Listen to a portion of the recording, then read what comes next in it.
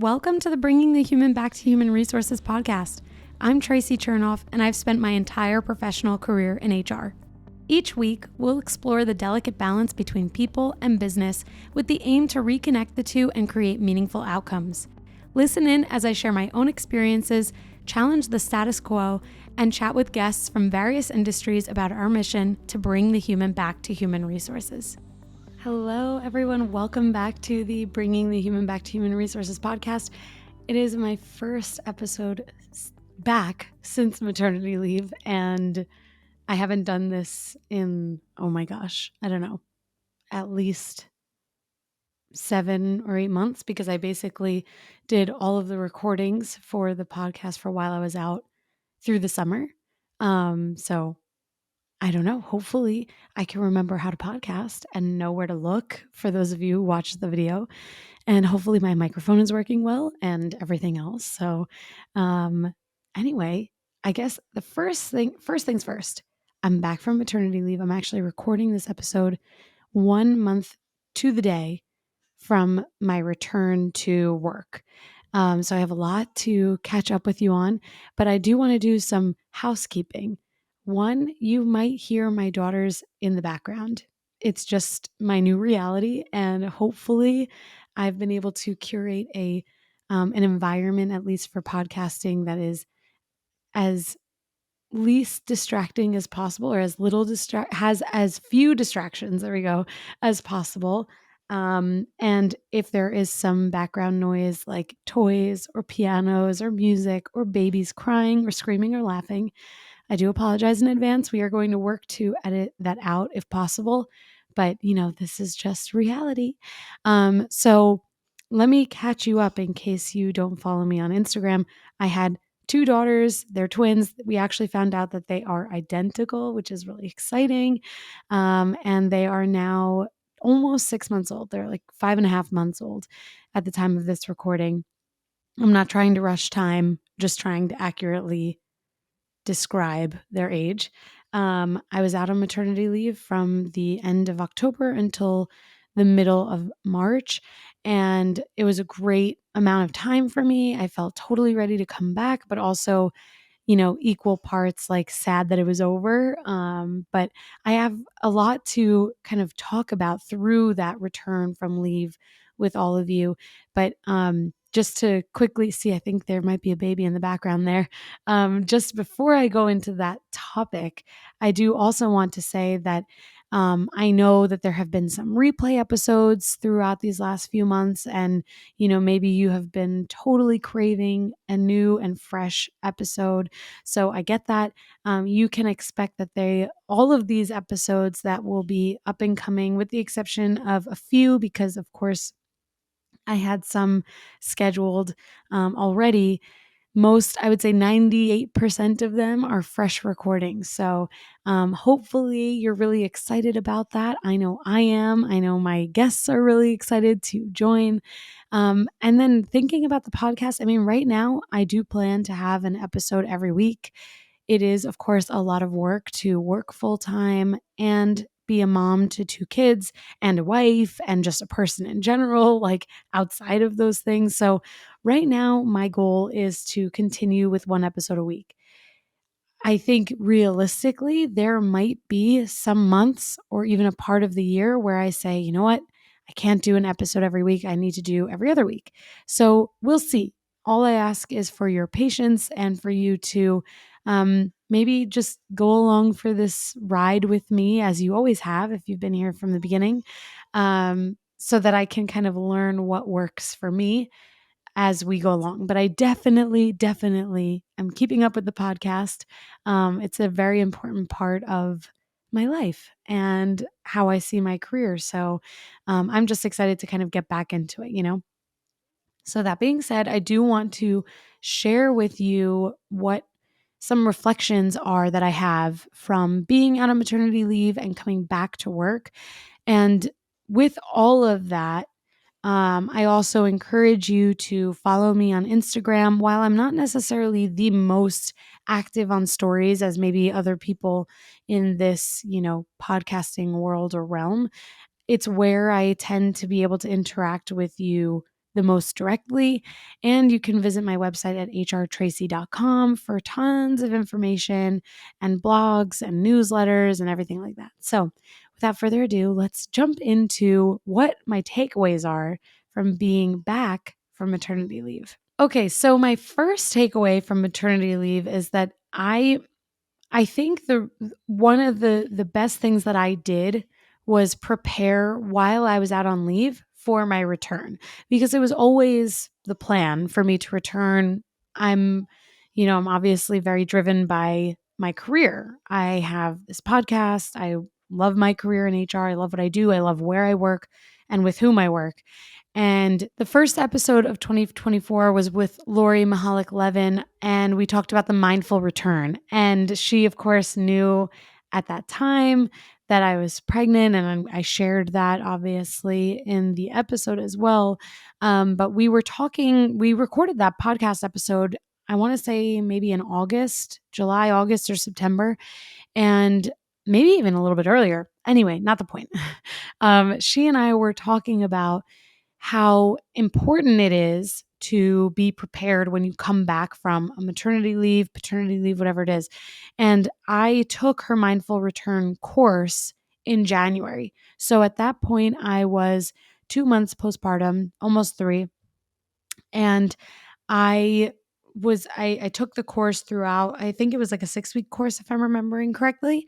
And it really allowed me to think about what I would kind of prepare for as I was returning from leave, whether it was setting boundaries, what my schedule was going to look like, would there be any changes to my schedule, changes to the way that I needed to work, and especially being a remote employee. Of course, I have innate flexibility already, but there are elements of my job that sometimes do require me to cover outside of the lines within, a daily schedule, let's say.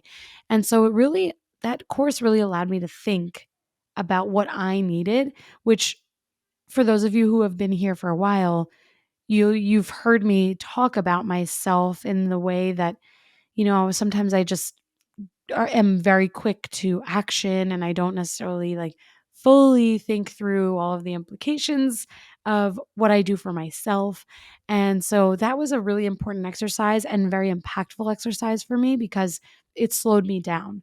And anything that slows me down is usually going to get the best and most thoughtful interaction from me. So, personally, that was really important, because I don't know that I would have really thought about what the differences would have been, or what I needed that might have been different from when I was working prior to my maternity leave. So that was really helpful.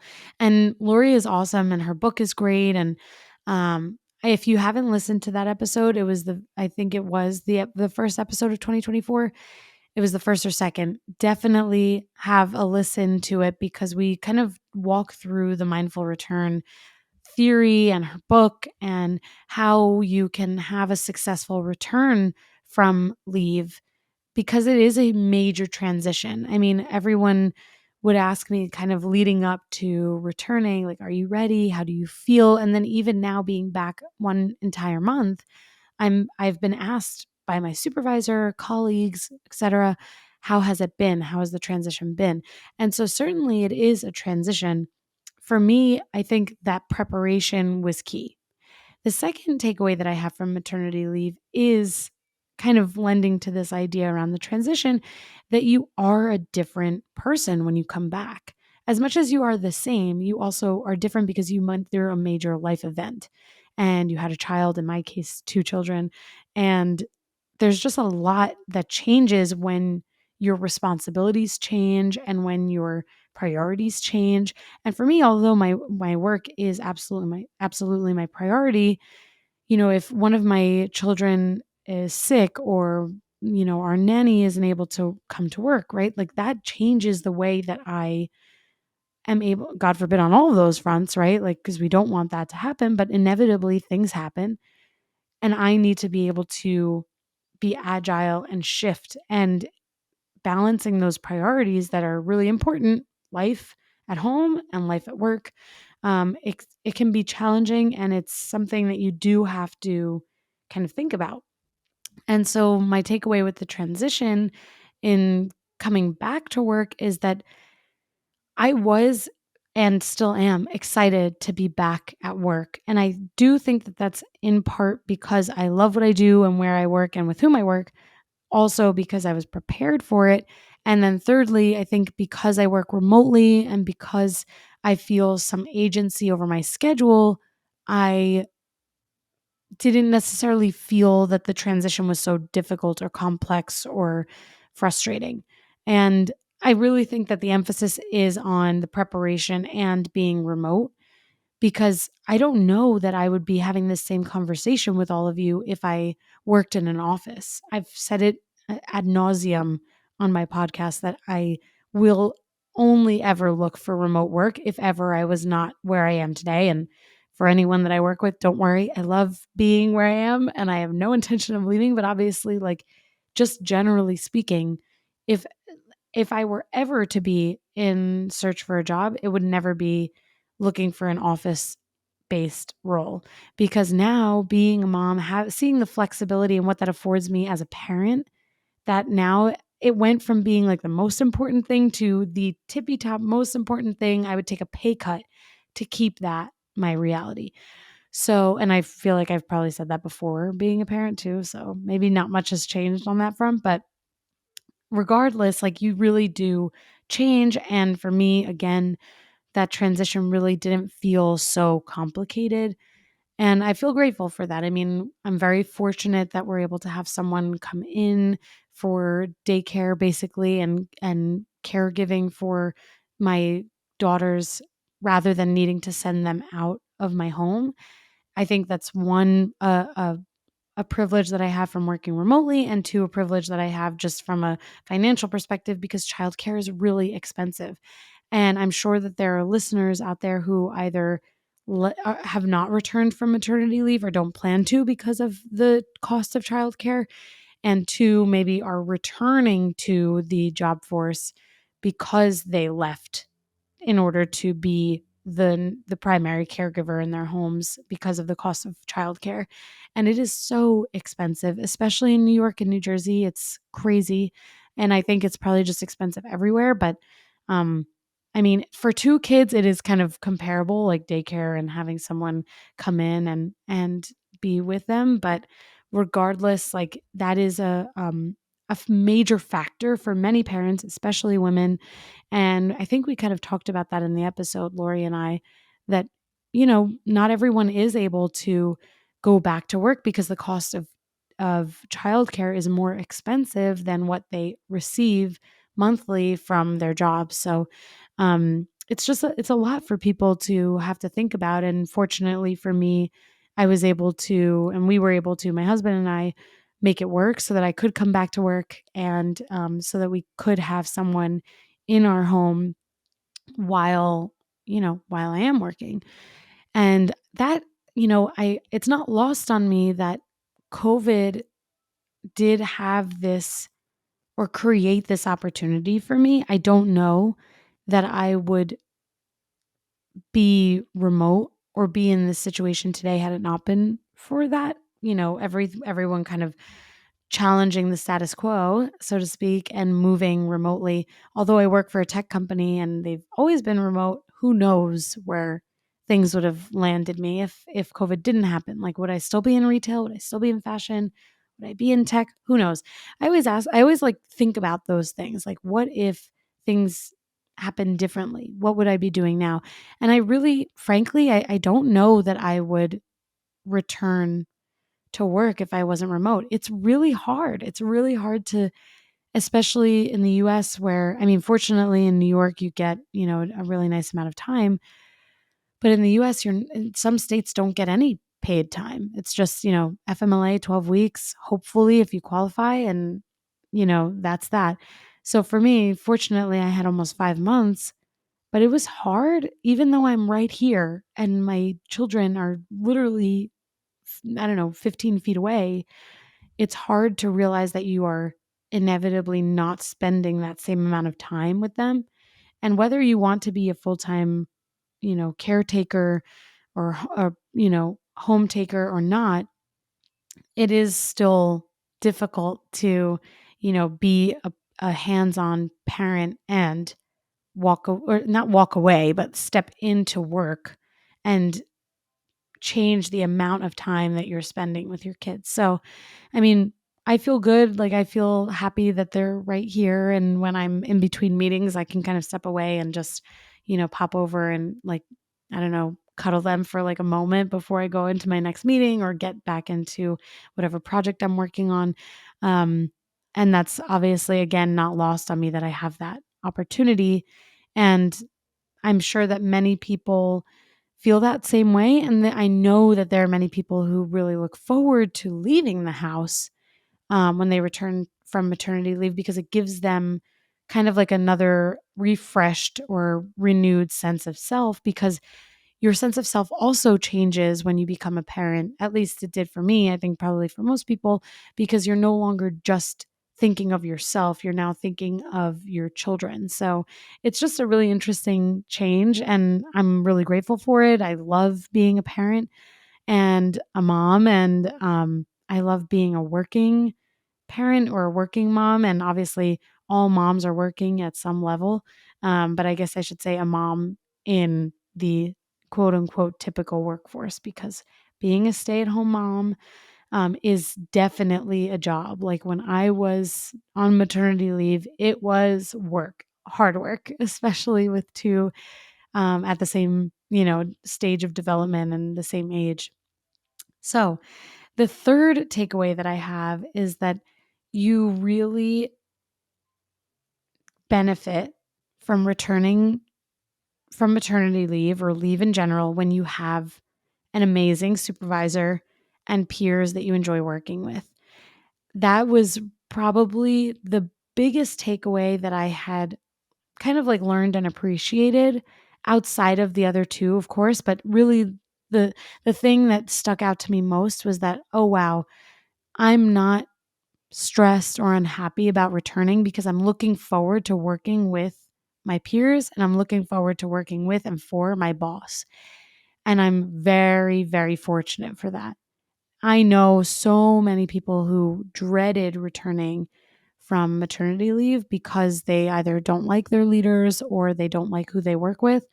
And that is just not what the case was for me. And I feel very lucky that I have a boss that I really admire and look up to and enjoy working with, and that I have colleagues that I can say the same thing about, that I really enjoy working with, that I love learning from, that I love just chatting with.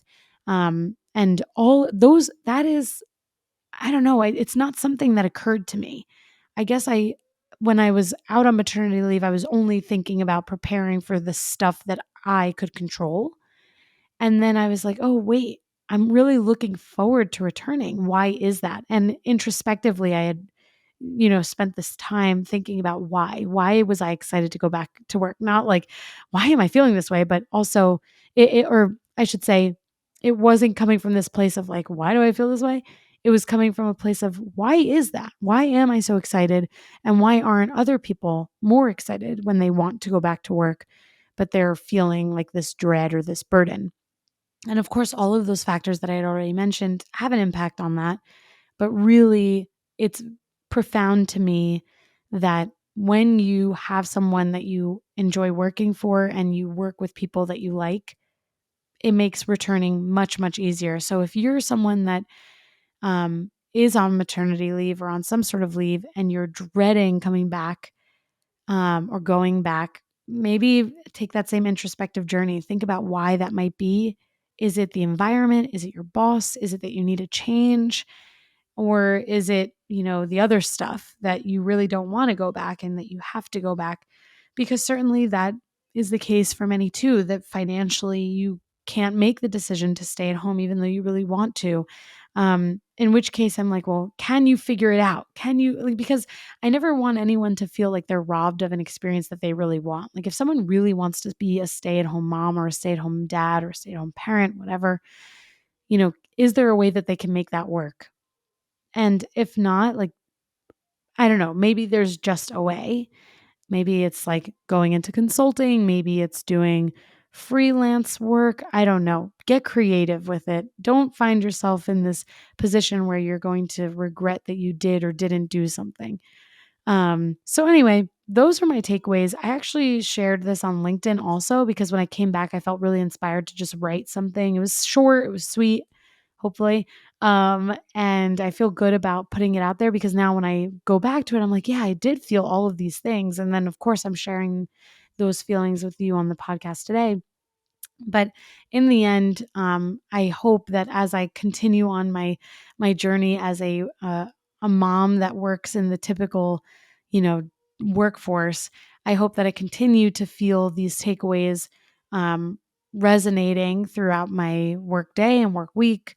And I hope that I keep this as a reminder that there's so much to really be grateful for and thankful for in not only our careers and our experiences becoming parents, if those of you, either are trying to become parents or are parents already or want to be, there's so much to really be thankful for. And whether it's difficult or not, and it's always difficult to be responsible for a living, breathing human being. But yeah, those are the things that I top of mind wanted to share with all of you. And when I think about the podcast going forward, I know I already shared how things might be a little bit more fluid or flexible. I also want to mention that my episodes going forward are going to have more fresh, amazing new guests, and maybe some revisits from some fan favorites, so to speak, from the past few years. We're going on to the 4th year of this podcast. I just cannot believe it. I really appreciate that you're all here for the journey, that you were patient with me as I was out on leave and taking a creative liberty to my podcast and doing a replay series and things like that and spreading the episodes out across my maternity leave, but I'm really excited to be back.